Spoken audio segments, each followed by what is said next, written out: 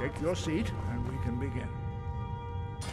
Now that everyone is here, please take your seats so we can begin. I hope that we have all come here in the spirit You of... insult us by bringing her to this negotiation? You're Chief Talos Hunter? That Yes. didn't take long. Here, here. I have every right to be at this negotiation. I need to ensure that nothing is agreed to here that violates the terms of the White Gold Concordat. She's part of the Imperial delegation. You can't dictate who I bring to this council. Please, if we have to negotiate the terms of the negotiation, we will never get anywhere. Perhaps this would be a good time to get the Dragonborn's input on this matter. Why, dear, the nerve of those Imperial bastards. To think that we would sit down with that foul more bitch. I say she walks, or we walk.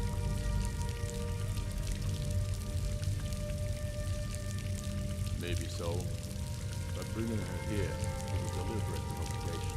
We need to show Tullius we won't be pushed around.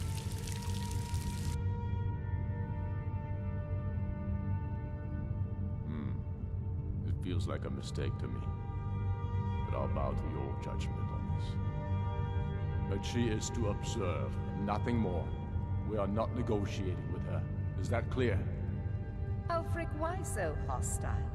After all, it's not the Thalmor that's burning your farms and killing your sons. She's supposed to be on our side? You know exactly... No. Not this time.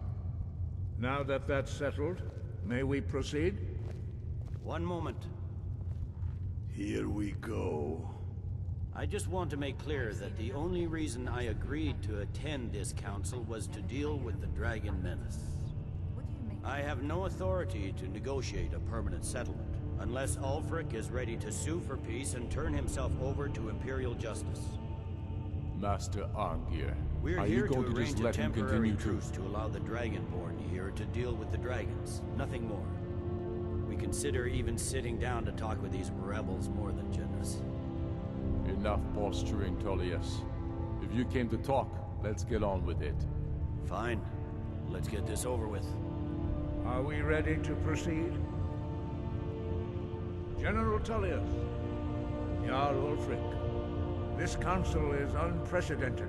We are gathered here at the Dragonborn's request. I ask that you all respect the spirit of High Hrothgar, and do your best to begin the process of achieving a lasting peace in Skyrim. Who would like to open the negotiations? Our terms are simple. Riften must be returned to Imperial control. That's our price for agreeing to a truce.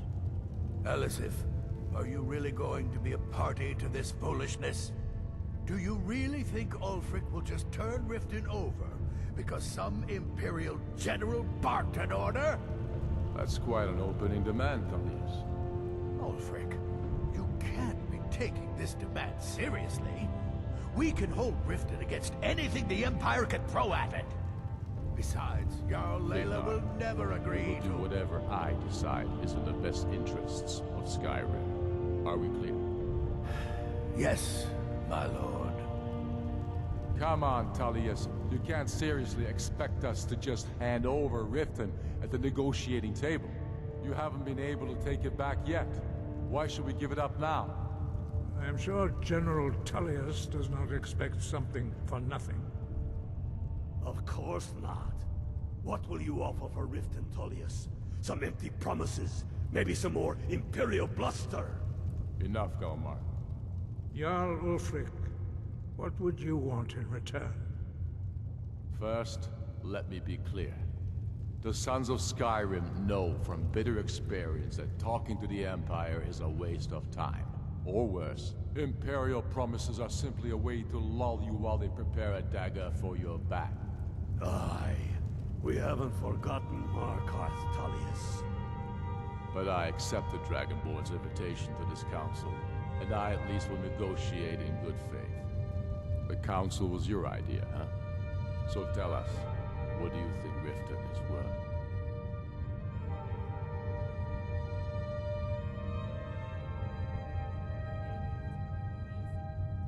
Yes. With Markarth in our hands, we'll be able to raid the Imperial supply lines out of Solitude. You heard what she said, Ulfric. We get Riften back. Now we'll see if there's anything behind your fine words. Think hard about your loyalty, sister. I expected better from you. I know how this works, Tullius. I've learned the value of Imperial promises the hard way. Never again. If you think we'll just hand over Riften, you're as deluded as your Emperor when he signed away our freedom to the Thalmor. Skyrim will never again bow to your false empire. Let's go, Galmar. I should have listened to you in the first place. You always were a fool, Ulfric. You're no better at diplomacy than you are in the battlefield. Stop! Are you so blind to our danger that you can't see past your petty disagreements? Here you sit arguing about nothing, while the fate of the land hangs in the balance. Is he with you, Delphine? If so, I advise you to tell him to watch his tongue. He is with me, and I advise you both to listen to what he has to say before you do anything rash. Don't you understand the danger? Don't you understand what the return of the dragons means? Alduin has returned, the World Eater. Even now he devours the souls of your fallen comrades. He grows more powerful with every soldier slain in your pointless war. Can you not put aside your hatred for even one moment in the face of this mortal danger? A very pretty speech. But what does Shut it have up. to do with the... If he's right about Alduin, we both have just as much to lose here, Tullius. Remember that. Now, back to the matter at hand. You know as well as I do that we can't hand over Riften on these terms. I'm sure you have something in mind. Damn right we do. You surrender Falkreath to us. Sidgeir steps down, and Dengir of Stun resumes the Jarlship. Where do these demands stop, Ulfric? Do you expect me to surrender all of Skyrim? It seems I have no choice but to let the Dragonborn decide. Although I'm starting to doubt your fairness. What say you, Dragonborn? Spoken like a true daughter of Skyrim. I suppose that's the fairest deal we're likely to get. It seems we may have an agreement. Jarl Ulfric, General Tullius, these are the terms currently on the table. Riften will be handed over to Imperial control, Jarl Lela Lawgiver will step down, and Maven Blackbriar will become the Jarl of Riften. The Empire will withdraw its troops from the Reach, allowing Ulfric's forces unhindered access to Markarth. Jarl Igmund will go into exile, with Thongvor Silverblood taking his place as Jarl of Markarth. Falkreath will be turned over to Ulfric, and Dengir of Stun will return as Jarl. You both agree to this? The Sons of Skyrim will live up to their agreements, as long as the Imperials hold to theirs. What about you, Elisif? Are these terms to your liking? Speak up! I'm sure General Tullius is waiting to do your bidding. I have nothing to say to that murderer. General, you've proven yourself a good friend to Skyrim. I continue to trust that you will do your utmost to safeguard our interests.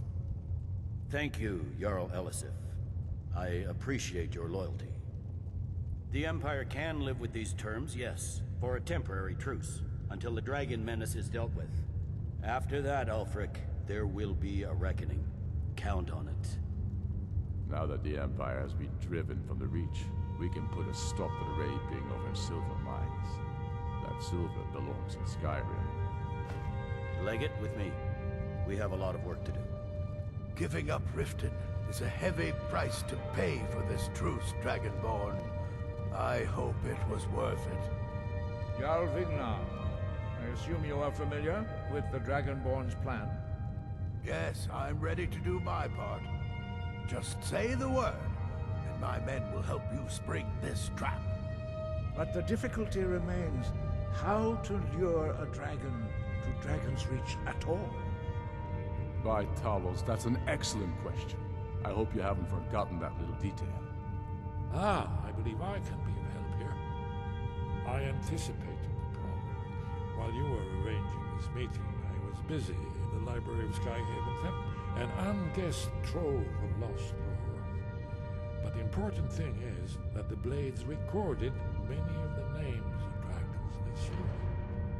Cross-referencing this with Delphine's map of dragon burial sites, I believe I've identified one of the dragons that Alduin has raised up. Don't you see? The names of dragons are always 3 words of power, shouts. By calling the dragon with a voice, he will hear you wherever he might be. He's not compelled to, but dragons are prideful by nature and loath to refuse a challenge. Your voice in particular is likely to intrigue this dragon after your victory over Alduin. I think it's very likely that he will be unable to resist investigating your call. Indeed. I'm no master of the voice, like these worthy gentlemen, but it is written here in this scroll. Oda Ving, winged snow hunter, as I read it.